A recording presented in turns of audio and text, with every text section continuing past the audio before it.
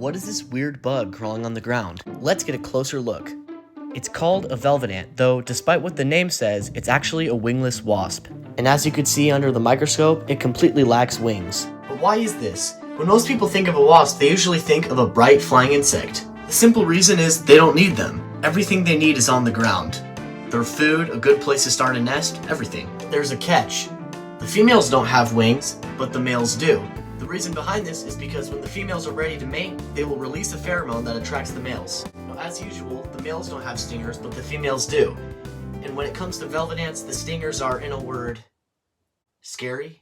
As you may be horrified to see, the stinger on this velvet ant is about half the size of its entire body. But there's no reason to be afraid of these things because they're extremely docile and the chances of you getting stung by one is very low. But if by some amount of horrible luck you still get stung by one, just to make it better, most velvet ant species are really small, and if you were to get stung by them, even though the stinger is half their body size, it wouldn't do much. But there are some velvet ant species that are very large, and they still have a stinger that's half their body size. But if you ever come face to face with one of those larger species, my advice to you is to admire it from a safe distance. Because never under any circumstance will one of these bugs try to come after you unless you disturb them. But now that you've learned a bit about the velvet ant, it's time to let it go.